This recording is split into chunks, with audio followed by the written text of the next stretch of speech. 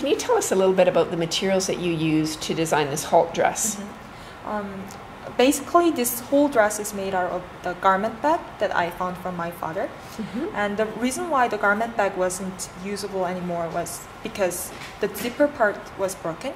So I used the broken zipper to the ornament for my dress at the side and the front side. Oh, that's cool. I didn't even notice that before. It was a zipper. Wow. So I added this one. And the other parts are usually the shoulder covers and the hats are made out of the donut box from Tim Hortons. Tim Hortons, yeah. I'm not sure it's okay to say the brand, but and the wrist cover and the collars for my dress are made out of the coffee holder from Starbucks. And I was playing in the Starbucks with my friends, and I found that it looks exactly like people's wrist cover, and I can just play a little bit with that one to make the color. So after I just made the shape in there, and then brought home and just put some kind of covers and play with it. Yeah. I finished it really quickly, actually. Wow. Yes. Very cool. And what's the pink? Oh, the pink part is the reusable shopping bag that I have in my house. And I had lots of colors of it, but I really like pink colors, which is matches with the charcoal gray of the garment bag. So I use the pink. And it's kind of funky that the shopping bag is actually for like earthy usable things. It's like I love my planet. So it works well with this show So I really like that. Exactly. Now you actually designed 2 outfits for the trash fashion event. One for yourself and one for your sister. And you've used a number of different materials as part of your trash project. So I'm wondering if you could start with just sharing with us a little bit about what inspired you to make the outfits that you did. And I really love this color because it has beautiful blue stripes on the charcoal gray color background.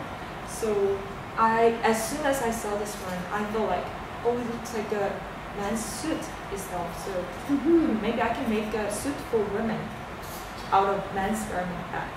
So I just keep pushing myself to design really new things, creative things. And then after finding this one, I also collected the similar materials, which is like reusable shopping bags and like shoes bag, all this kind of stuff. And then I figure out that there were like really various colors in them, and that reminded me about the Christmas. And the Christmas idea just led me into the nutcracker. So I decided to make a uniform-like dress inspired by the nutcracker. Cool. That's great. Well, it was very effective. I think with the wrist cuffs and the neck piece and the hat. I mean, it was just brilliant. The little shoulder cuff. So you totally got the effect of the nutcracker soldier. It's great. So I see what you mean. The inspiration for each dress was very different. One sort of a playful tribute to the nutcracker, and one more of an elegant sort of party dress. Yes, after making this one, it was really cool to make this one, but it's too elegant and so simple. So after making this one, I really wanted to have fun about making dress, so I just go crazy with this one. That's great. Now, what was your biggest challenge, do you think, in creating these dresses out of trash? And how did you overcome those challenges?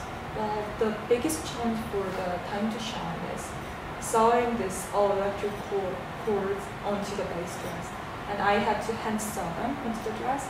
And actually, this electric cord is really hard and stiffen, and it's really hard to penetrate the needle in it. But in order to make them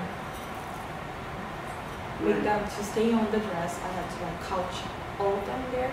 Yeah. And sometimes the backside of the needle just penetrate my fingers, and I broke like usually 5 or 6 needles per day. Yeah. And I hurt my hands so much. And after like thousands of bleeding situations, I came up with the idea. So I'm a human, so I'm going to use the tool for this dress. And then I used the pliers for like holding all the things and together. And after that, it was really fine. Okay. Yeah. So that's interesting. Sewing with a needle in one hand and pliers in the other. Yes. Yeah, it's a very different approach. So I mean, I think that's great when you have to really innovate a new technique based on the materials that you're using. Yes. Yeah, you have to be open and flexible. Mm-hmm. Now, what about with the other dress, Halt? What was your biggest challenge?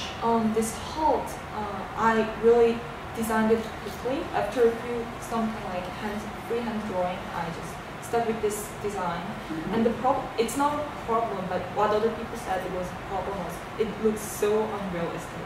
Because like in my design, it's just like the shoulder parts just stick on people's shoulder, but Right. actually in real world, it's kind of challenging to make them happen. Yeah.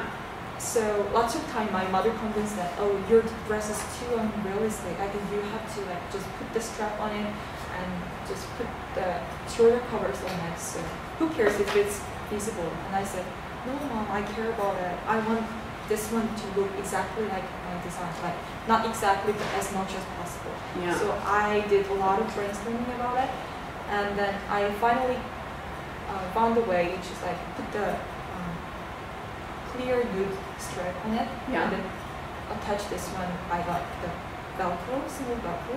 Okay. So after I finished all this job, I was so happy about it because it looks just like my design. And when I first wore this dress, and one student in our class said, "Oh, Kyuri, that dress looks just like your sketch. It looks like your sketch came into the real life."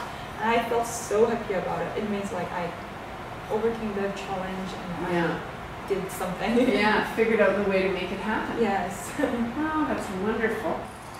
Thank you so much for sharing. You're welcome.